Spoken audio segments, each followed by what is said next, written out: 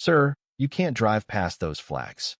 The man in the orange vest stepped directly in front of my truck like he already owned my land.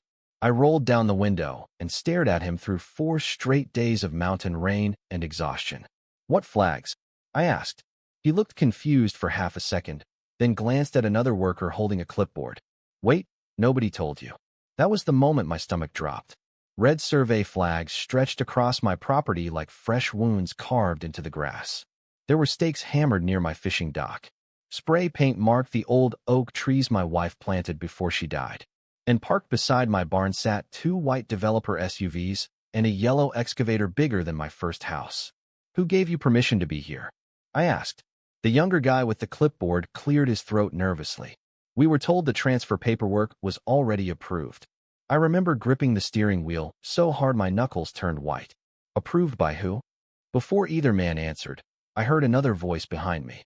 "You weren't supposed to be home until Sunday." I turned around slowly and saw my son-in-law Jason walking out of my barn wearing sunglasses and a pressed blue button-down shirt like he was headed to a business meeting instead of trespassing on my land. If stories like this truly resonate with you, and only if this story speaks to your heart, take a second to like the video, subscribe to the channel, and let me know where you're watching from and what your local time is right now. I always read the comments late at night when the house gets quiet. My name is Walter Hayes. I'm 76 years old, and this was the week I discovered my own family had been planning to erase me while I was still alive. It all started 4 days earlier when I left Asheville before sunrise with a fishing rod, a cooler, and the foolish belief that I still knew the people closest to me. Jason walked toward my truck with that fake calm smile he always used whenever he thought he was smarter than everyone else in the room. "Walter, just relax," he said. "This looks worse than it is. Why are there developers on my property?" I asked. "It's complicated." "No," I snapped. "Complicated is when somebody backs into your mailbox. This is my land."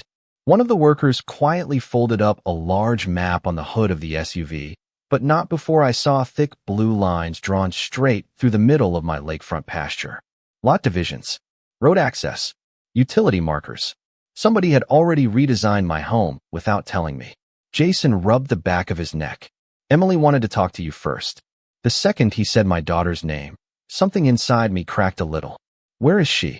He hesitated. "At home." "Then why isn't she answering my calls?" Jason looked away instead of answering, and that silence hurt worse than if he'd yelled at me. My daughter never ignored my calls. Not after her mother died. Not after all those nights I sat awake beside her hospital bed when she was 12. Not after I worked double shifts for almost 20 years to keep this property in the family. I stepped out of the truck slowly, my knees stiff from the drive, and looked across the land my father handed down to me 43 years ago. The wind pushed against the tall grass near the lake, and for the first time in my life, this place didn't feel safe anymore. One of the surveyors walked over nervously holding paperwork. "Sir, we were told the estate transition was already underway." I stared at him. "Estate?" He blinked. "We thought your daughter and son-in-law were handling everything." "Handling what exactly?" The man looked uncomfortable. "Sir, maybe you should speak with your attorney." "My attorney?" I hadn't used an attorney in over 8 years. Jason stepped between us quickly. "Okay, that's enough," he told the worker. Then he lowered his voice and looked at me carefully. "Walter, maybe we should talk inside." "No," I said quietly. "We talk right here." His jaw tightened. For the first time, I saw panic flicker across his face. He reached into his leather folder and tried to keep the pages turned away from me, but one sentence caught my eye before he pulled it back.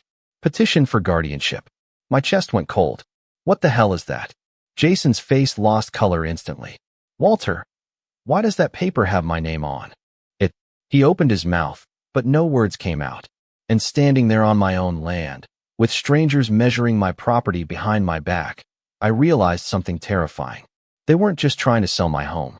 Somebody had already started convincing the world I was losing my mind.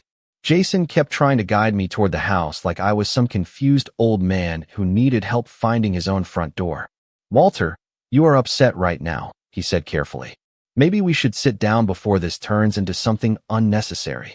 I laughed once, but there was no humor in it. "You brought surveyors onto my land and filed paperwork behind my back. I think we passed unnecessary a while ago." The workers avoided eye contact after that. One by one, They started packing equipment into the trucks. Even they looked uncomfortable now. Jason lowered his voice. Emily did not want this happening out here. Then she should have answered her phone. He stared at me for a long second before finally saying, "She is trying to protect you." That word hit me harder than it should have. Protect. People only use that word when they already decided you are weak. I looked past him toward the lake shimmering behind the trees, and suddenly, I was not 76 anymore. I was 12 years old again, standing beside my father near the same shoreline, holding a rusted tackle box that smelled like river mud and cigarette smoke. "One day this land is yours, Walt," my father told me back then. "Do not ever let somebody sweet-talk you out of it." My older brother Raymond used to laugh whenever Dad said things like that. Raymond was charming, smooth, the kind of man who could walk into a hardware store and leave with 3 free coffees and somebody else carrying his bags. Dad loved him for it. Me, I was quiet. I fixed things. I stayed home. I worked. When our mother got sick, Raymond moved to Charlotte and stopped calling. I stayed here changing bed sheets and paying medical bills. But when Dad died, Raymond still showed up asking about the property line before the funeral flowers even wilted. I remember Emily overhearing one of those arguments when she was about 9 years old. She stood, barefoot in the hallway, clutching her stuffed rabbit, while Raymond pointed at me in the kitchen. "You always act like some martyr, Walter," he snapped. "Dad favored you, and everybody knows it." Emily looked terrified. I knelt down afterward and told her, "Sweetheart, this land stays with family. That is what matters." She nodded back then. She believed me completely. That little girl used to follow me everywhere. Every Saturday morning we drove into Asheville in my old Ford truck for pancakes at Mel's Diner. She always ordered chocolate chip pancakes with whipped cream shaped like a smiley face. Every Christmas Eve we walked the property together carrying lanterns because she said the woods looked magical after dark. When she was 16, she painted a tiny wooden sign for the dock that read Hayes Lake in crooked blue letters. I still have it hanging in the garage. Then Jason entered the picture. He wore expensive watches and talked too fast. First thing he ever said to me was, "This property alone has insane development value. Not beautiful, not peaceful, valuable." I should have paid attention to that. My late wife Martha did. After their engagement dinner, she stood at the kitchen sink drying dishes and quietly said, "That man looks at people the same way bankers look at empty buildings." I told her she was being harsh. God, I wish she had been wrong. Jason stepped closer to me near the barn. "Walter, nobody is trying to hurt you." "Then why am I standing on my own land reading paperwork about guardianship?" He rubbed his forehead like I was exhausting him. "You have been forgetting things lately, such as, you left the stove on last month. One burner for 3 minutes. Emily worries about you." I stared at him. "No, Emily worries about disappointing you." That landed harder than he expected. His face tightened instantly. Then his phone buzzed in his pocket. He looked down at the screen, and for just a second, panic flashed across his eyes again. He turned slightly away from me, but not fast enough. I saw the message preview before he locked the screen. It read, "The county clerk is asking questions." Jason shoved his phone back into his pocket so quickly it almost slipped from his hand. "It is nothing," he said. "Just paperwork delays." Normally, I would have backed down right there. That had always been my flaw. I avoided conflict. I let louder people fill the silence because I spent most of my life believing keeping peace mattered more than being heard. But something about seeing those red flags across my land changed me. Maybe grief finally burns itself out after enough years. Maybe betrayal does something strange to old men. Either way, for the first time in decades, I did not lower my eyes. "Give me the phone," I said calmly. Jason blinked. "Excuse me." "You heard me." The workers nearby went completely still. Even the wind off the lake seemed to quiet down. Jason forced a laugh. "Walter, come on. You keep talking to me like I am confused," I said. "So let us simplify this. Either you show me the message, or every single person standing here leaves my property in the next 60 seconds. His jaw tightened hard enough for me to see the muscle twitch. He was not used to resistance from me. That realization alone gave me a strange kind of strength. Finally, he sighed dramatically and held up the screen just long enough for me to read the full text. "We need confirmation before tomorrow morning. If Walter appears competent in person, the judge may delay the emergency filing." My chest turned cold all over again, but this time I did not show it. Jason immediately locked the phone. You are overreacting, he muttered. Then explain why a judge is involved. He looked toward the workers. Everybody take 5. They scattered fast. Nobody wanted to stand between family members arguing about legal papers. Jason lowered his voice. Emily and I have been worried about you for months. Months, I repeated quietly. While you were eating dinner at my table? You forgot your blood pressure medication twice. I am 76 years old. That is called aging, Jason, not insanity. He exhaled hard through his nose. You almost drove into a ditch last winter. Because of black ice. You keep isolating yourself. My wife died. That shut him up for a second. I could see him recalculating. Jason always spoke like a salesman who had memorized every possible objection. But for the first time since I met him, he looked nervous instead of polished. Then another truck pulled into the driveway. My daughter Emily stepped out wearing jeans and a gray sweater, her eyes already red like she had been crying before she arrived. The second she saw the survey flags, she froze. Dad, she whispered. I waited for her to run toward me, to apologize, to tell me this had gone too far. Instead, she walked straight to Jason. That hurt more than I can explain. Tell me none of this is true, I said. Emily looked down at the gravel. We were trying to do this carefully. I actually laughed at that. Carefully. My voice cracked. You tried to convince a court I cannot take care of myself. Tears filled her eyes immediately. You have been different since Mom died. Different is not incompetent. Jason stepped beside her protectively. Walter, nobody wants to fight. I stared at both of them standing together near my barn, and suddenly I realized something important. They already believed they had won. That was why they brought developers before the paperwork even cleared. That was why they spoke to me like a problem instead of a father. Somewhere along the way, my own family stopped seeing me as a person and started seeing me as an obstacle. Emily wiped her eyes and reached into her purse carefully. Dad, there is something else you need to see. The moment I saw the thick manila envelope in her trembling hands, I knew whatever came next was going to change everything. Emily held the manila envelope against her chest like it physically hurt her to touch it. I had seen that same expression once before, years ago, when she was 13 and accidentally backed my truck into the mailbox. She looked guilty before she even spoke. Dad, she said softly, please just read it before you get angry. I am already angry. My voice came out lower than I expected. The air around us felt heavy and wet from the coming storm rolling over the mountains. Jason stood beside her with his arms crossed, watching me carefully like he was waiting to see whether I would explode or break apart. I reached for the envelope, and Emily hesitated for half a second before letting go. That hesitation told me everything. Inside were copies of medical notes, financial statements, and signed witness declarations. Witness declarations. I stared at the first signature. Helen Pierce, my neighbor of almost 20 years. The paper claimed she had seen me wandering the property late at night, confused and disoriented. Another statement came from a cashier at the grocery store in Asheville saying I had forgotten how to use my debit card.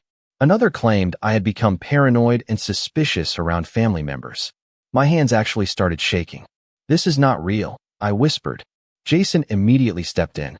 Walter, these are observations from people who care about you.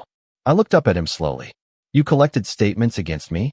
Emily started crying quietly. We thought if enough people spoke honestly, the court would understand. Honestly, I held up the papers. Helen Pierce borrowed my tractor 3 weeks ago.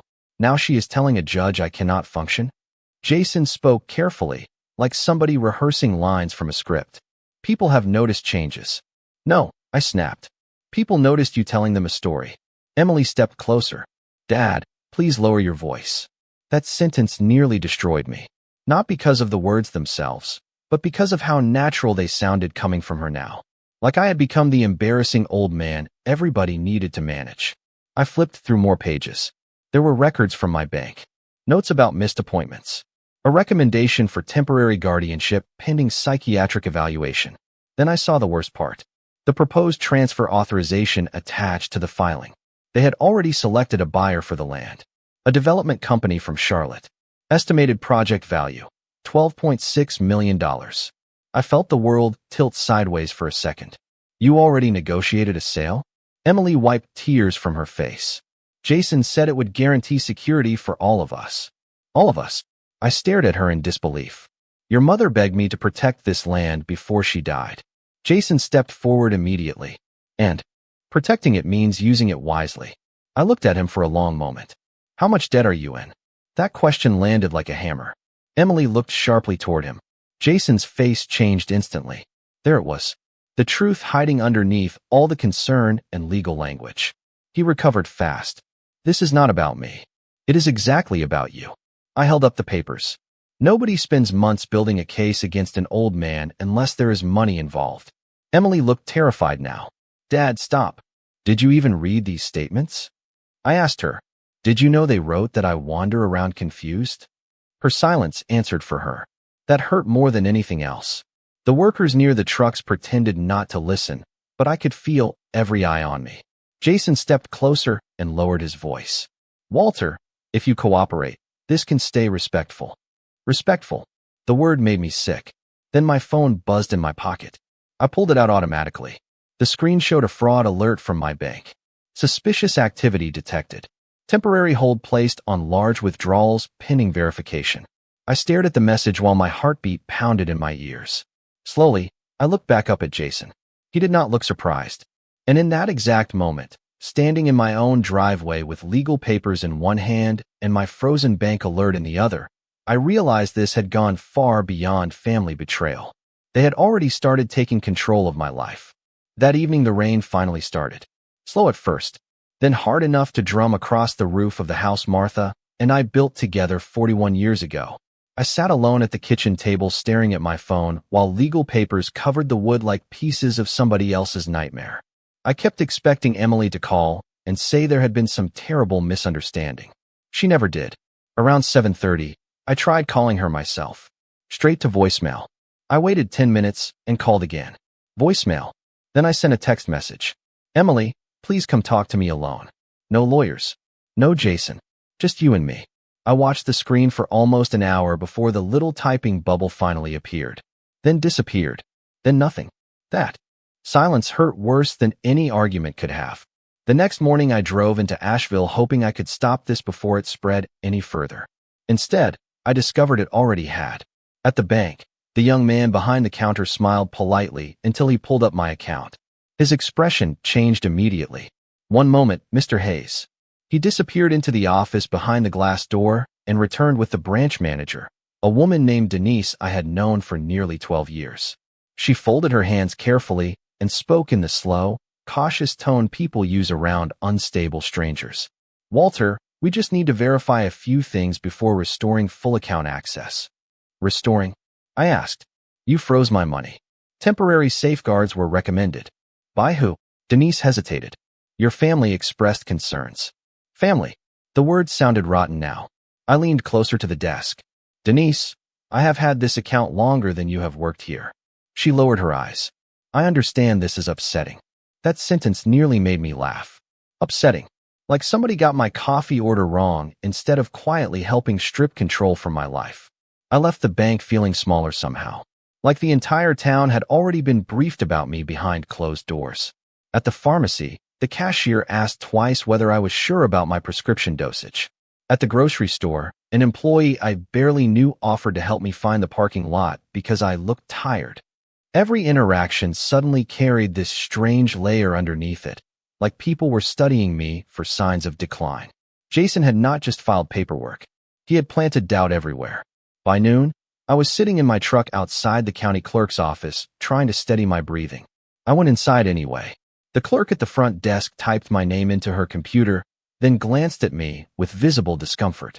There is an emergency competency hearing scheduled for tomorrow morning, she said quietly. Tomorrow morning. I felt cold all over again.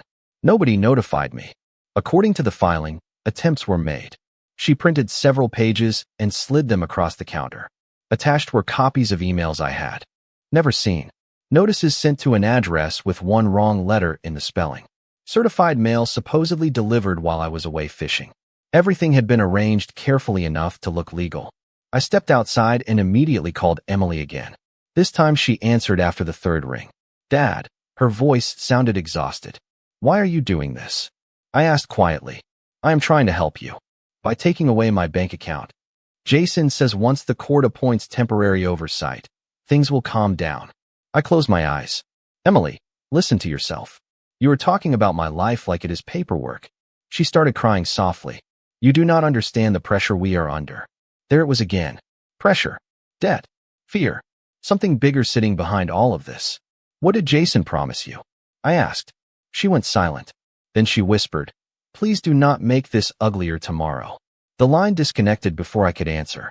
That night, I walked through the house room by room, turning off lights nobody else was there to use. Martha's reading glasses still sat beside her old chair in the living room.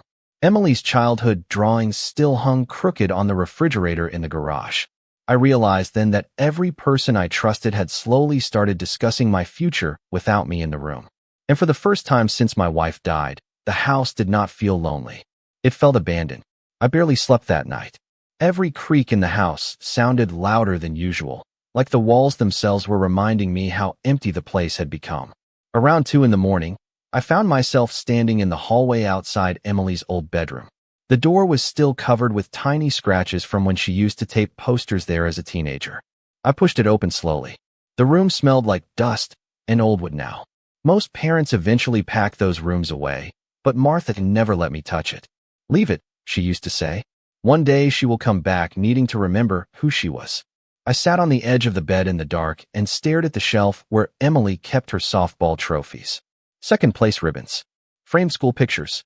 A little ceramic handprint she made in 3rd grade that still had blue paint chipped along the edges. I kept asking myself the same question over and over. When exactly did fear turn my daughter into a stranger? By sunrise, I had stopped feeling angry. Anger requires energy. What I felt instead was something quieter and heavier. The kind of exhaustion that settles into your bones after too much grief stacks on top of itself for too many years. Losing Martha nearly destroyed me already. Watching Emily drift away afterward felt like losing the last witness to the life we built together. Around 8 in the morning, I drove to the cemetery just outside town where Martha was buried beneath a maple tree overlooking the hills. I had not visited in almost 3 months.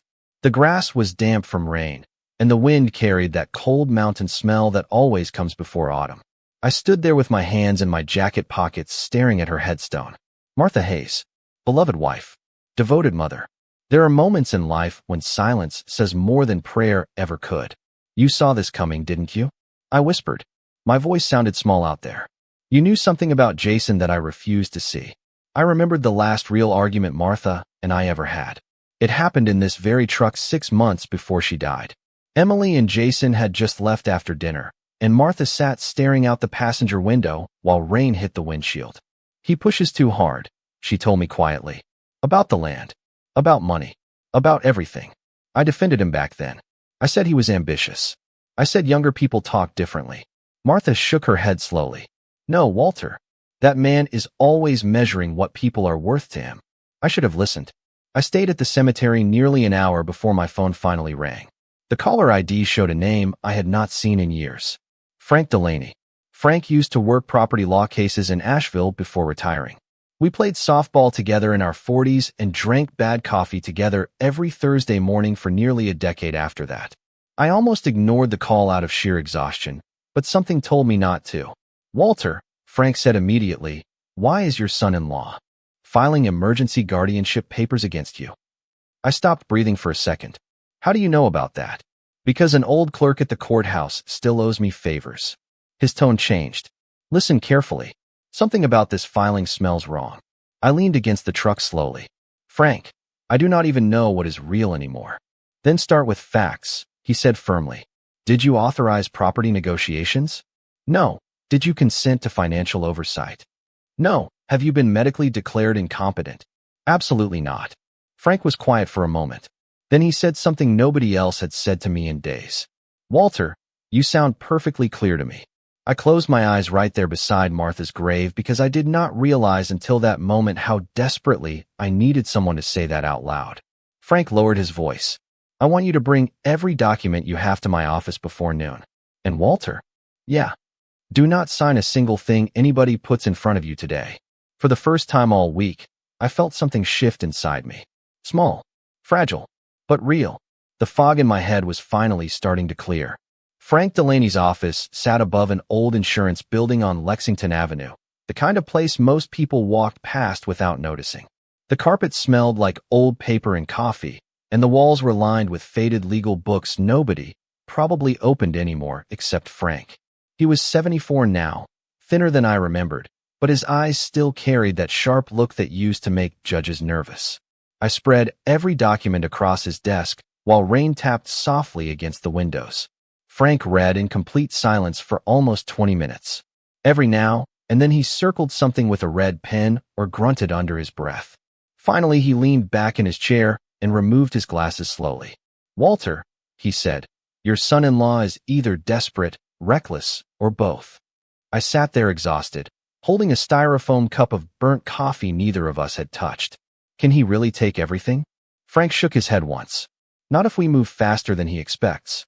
That sentence alone felt like oxygen entering my lungs after days. Underwater. Frank started organizing the papers into neat stacks. "The guardianship petition is weak," he explained.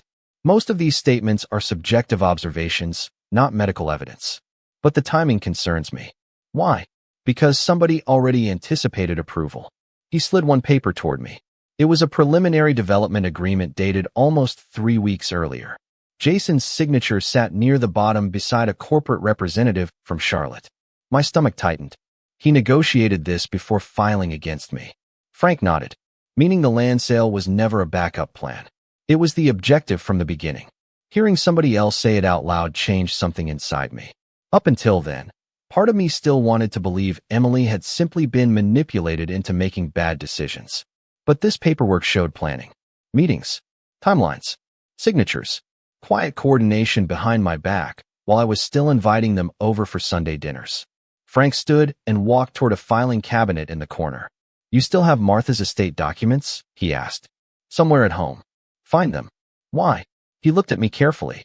"Because smart people sometimes hide important things inside old paperwork." By late afternoon, I was back at the house digging through closets, drawers, and dusty storage bins in the garage. For years after Martha died, I could barely touch her things without feeling like my chest was splitting open. Now I handled every box carefully, almost grateful for the distraction from my own thoughts.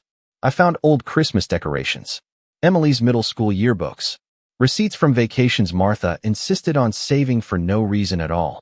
Then finally, buried beneath an old quilt in the hallway closet, I found the cedar box Martha always kept locked. The tiny brass key still hung on the same blue ribbon inside my dresser drawer. My hands trembled slightly opening it. Inside were photo albums, insurance papers, and a thick sealed envelope with my name written across the front in Martha's handwriting. "Walter, only open if things ever feel wrong." I sat down immediately. Just seeing her handwriting after all these years nearly undid me. Inside the envelope was a short handwritten letter and several legal documents folded together neatly. I recognized the law firm letterhead immediately. Trust paperwork.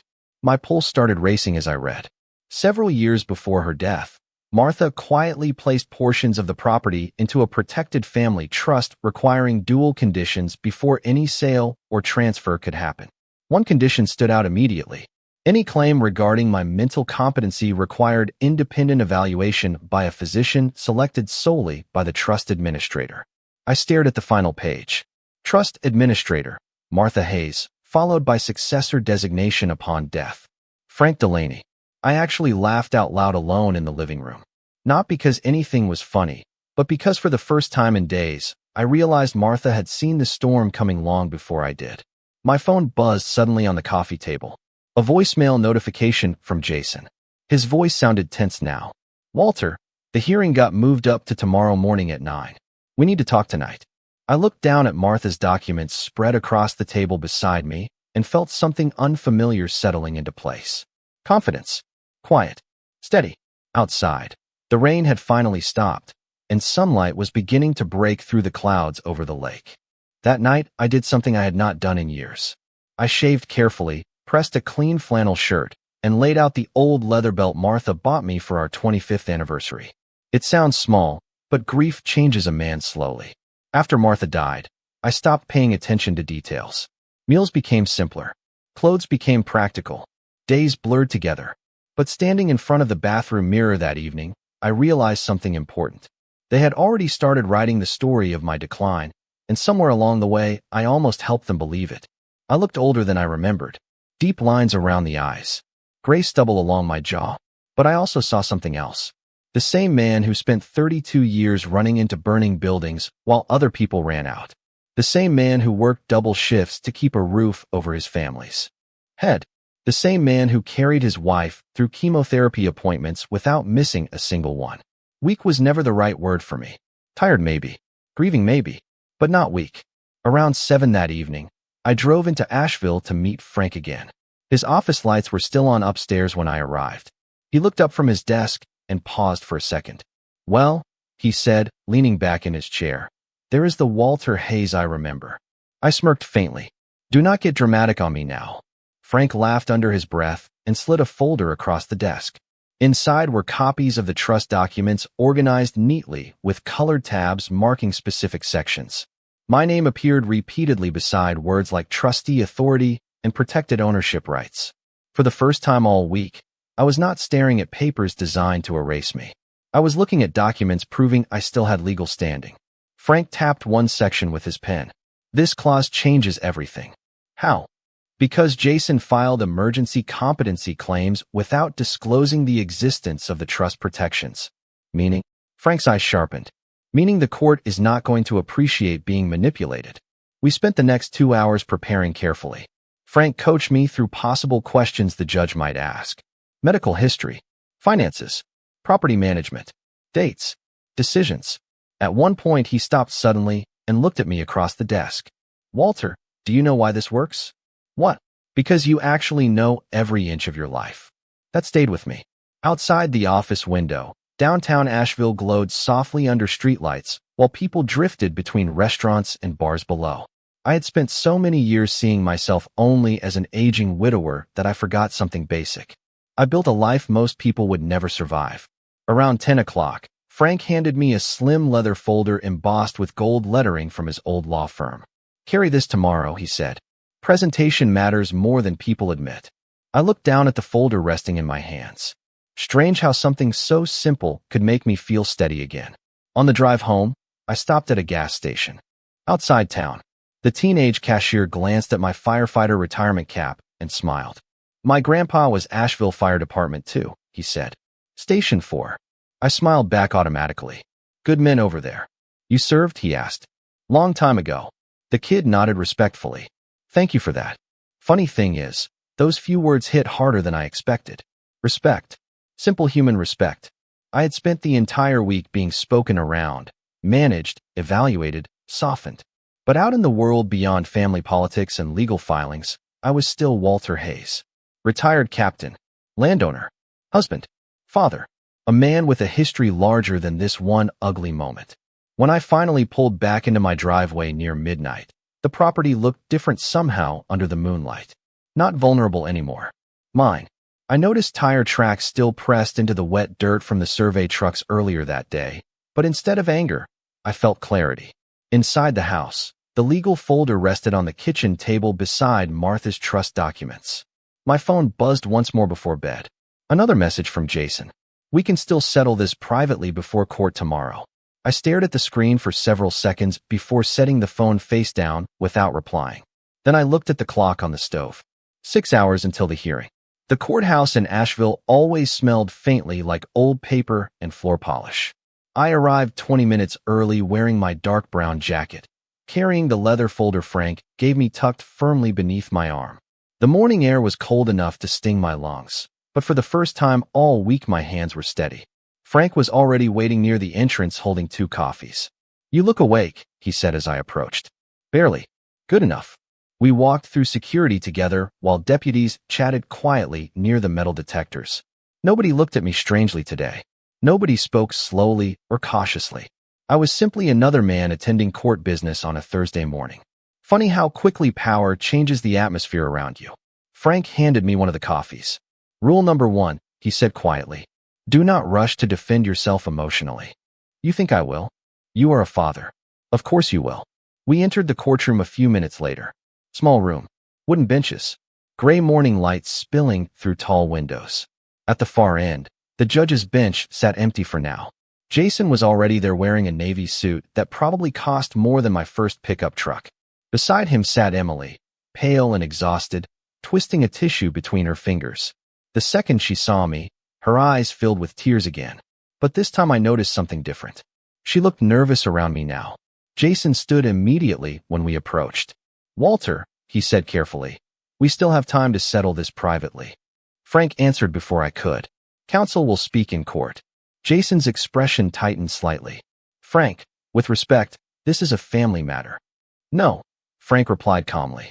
"It became a legal matter the moment false competency filings entered county records." That landed harder than Jason expected. Emily looked sharply between both men. "False," she whispered. Jason leaned closer to her immediately. "Do not listen to legal posturing right now." But I saw it happen. The first crack. Small but real. We took our seats across the aisle. A few minutes later, two representatives from the Charlotte Development Company entered carrying briefcases and rolled property maps. The older one glanced toward me briefly before whispering something to Jason. Their confidence irritated me less now. In fact, it almost helped. Confident people stop checking for weaknesses. Frank leaned toward me slightly. "The developers do not know about the trust yet." "You are certain?" "Positive." I looked toward the large property maps resting beside their table and suddenly pictured Martha sitting at our kitchen counter years earlier, quietly signing those trust papers without ever telling anyone except Frank. She protected this family long after death. Around 9 o'clock, the clerk finally called the room to order. Everyone stood as Judge Eleanor Whitmore entered carrying a thick case file under one arm. She looked to be in her 60s with silver hair and the kind of expression that immediately silenced nervous people. Once seated, she adjusted her glasses and scanned the room carefully. "We are here regarding the emergency guardianship petition concerning Mr. Walter Hayes." Hearing my own name attached to those words still felt surreal. Jason's attorney stood first. Tall man. Smooth voice. Expensive watch. "Your Honor, the family's concern centers around Mr. Hayes' declining cognitive reliability and increasing vulnerability regarding financial decision-making." I watched Emily lower her eyes during that sentence. The attorney continued carefully listing incidents from the petition. Missed appointments. Isolation. Memory concerns. The entire thing sounded polished and reasonable when spoken aloud in a courtroom. That was the frightening part. Lies become dangerous once organized professionally. Then the attorney gestured toward me politely. "This action is intended solely to protect Mr. Hayes and preserve family stability." Preserve family stability. I almost smiled hearing it. Frank remained perfectly calm beside me, taking notes slowly with his fountain pen. Judge Whitmore finally looked directly at me for the first time. "Mr. Hayes," she said evenly, "how would you respond to the concerns presented here today?" Every eye in the courtroom shifted toward me at once. Emily looked terrified. Jason looked prepared. The developers looked impatient. Frank simply nodded once beside me. Slowly, I stood up holding the leather folder in my hands, and for the first time since this nightmare began, I realized the room no longer belonged to them. I stood slowly, placed the leather folder on the table in front of me, and looked directly at Judge Whitmore instead of at Jason.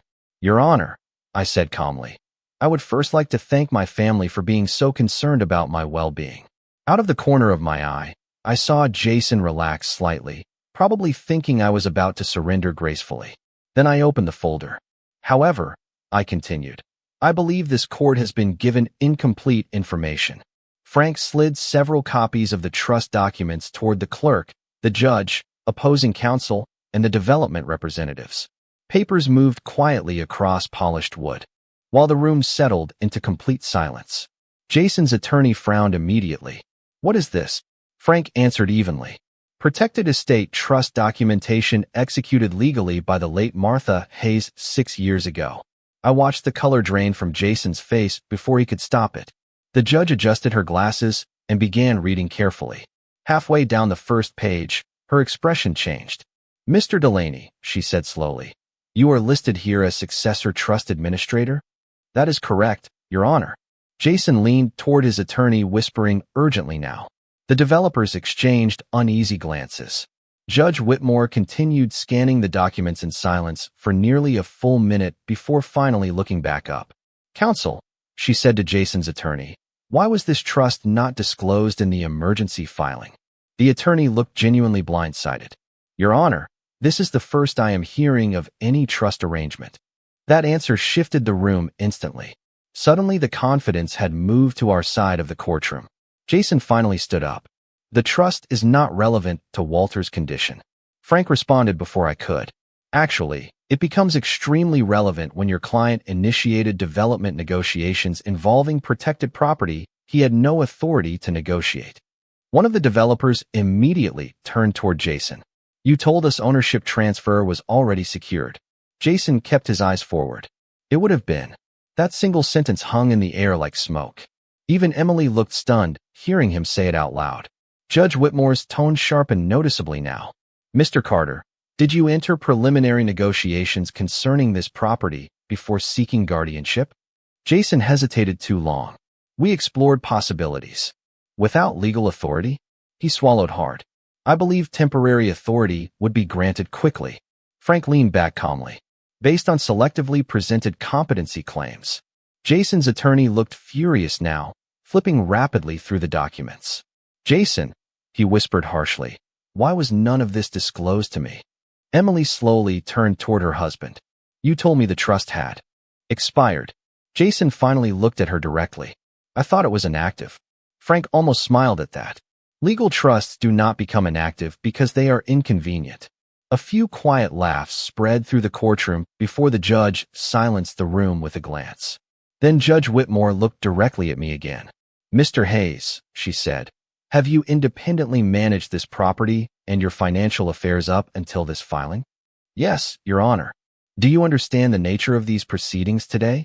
Completely. She nodded once slowly. I agree. That simple sentence changed everything. Emily covered her mouth with trembling fingers. For the first time since this nightmare began, she looked at me not with pity or worry, but with realization. She was finally seeing the difference between grief and weakness. Judge Whitmore turned back toward Jason's attorney. At this point, the court has serious concerns regarding the basis and intent of this emergency petition. One of the developers stood abruptly. Your Honor, our company entered this arrangement believing all negotiations were lawful. Jason snapped quietly toward him. Sit down. But the man ignored him completely now. We were told the property would transfer immediately after temporary guardianship approval. The courtroom went silent again. Emily looked at Jason slowly like she no longer recognized the man beside her. You already promised them the land? She whispered. Jason rubbed his forehead hard. Emily, this was supposed to solve everything. What does that mean? She asked quietly. Nobody answered her. Then Judge Whitmore picked up another document from the file and frowned. Mr. Carter, she said carefully, why does this filing include projected debt reconciliation estimates tied directly to the proposed land sale? Frank closed his eyes briefly beside me like even he had not seen that page yet. Jason's face lost all remaining color. And in that exact moment, my daughter realized the truth was even worse than betrayal. The courtroom stayed silent for several long seconds after Judge Whitmore asked the question about Jason's debt estimates. Nobody moved. Nobody even shuffled papers anymore. Jason stared straight ahead with both hands gripping the edge of the table so tightly his knuckles had gone pale. His attorney slowly pulled the debt reconciliation document from the stack and read it himself. I watched his entire posture change. Jason, he said quietly, what exactly is this? Jason exhaled hard through his nose. It is preliminary financial planning. Attached to a competency petition, the attorney asked sharply. Frank leaned forward calmly. Your Honor, we would also like the court to note that these projections directly reference pending commercial obligations connected to Mr. Carter's private investment liabilities. The judge looked toward Jason again. How much debt are we discussing? Jason hesitated. Emily turned toward him fully now. Jason, she whispered, answer her. He swallowed once before speaking. A little over 2 million. Emily physically recoiled like she had been struck by the words. What? Her voice cracked so softly it barely carried across the room. You told me the business downturn was temporary. It was supposed to be. You said we were stable. Emily, you used my father's land to cover your debts? He reached toward her instinctively, but she pulled away immediately. I sat there quietly watching my daughter realize, piece by piece, how deeply she had been manipulated. Not through threats, not through cruelty, through fear, bills, pressure, promises.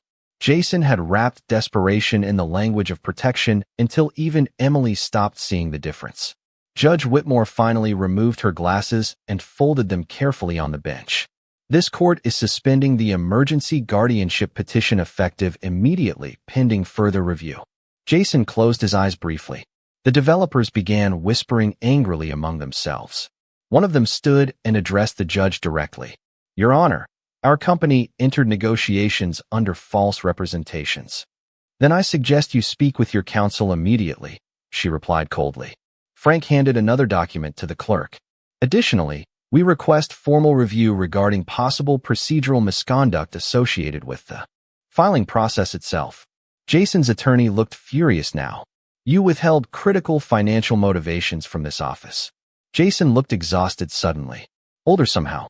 I was trying to save my family." I finally spoke again for the first time in several minutes. "No," I said quietly. "You were trying to save yourself." The room went still again. Not because I raised my voice. Because I did not. Emily started crying openly now, shoulders shaking while she stared down at the floor. I wanted to comfort her automatically.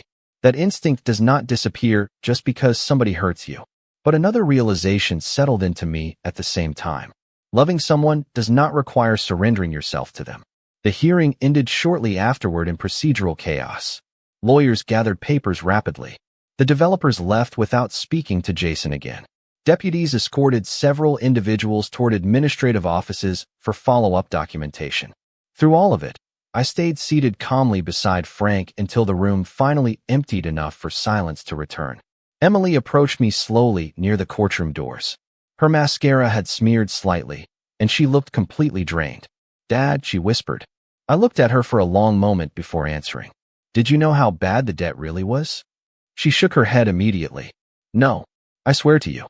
But you still signed statements." Tears rolled down her face again. "Jason kept telling me you were slipping. Little things. Forgetting dates. Losing focus. He said if we waited too long, everything would collapse." I nodded slowly because now I understood exactly how it happened.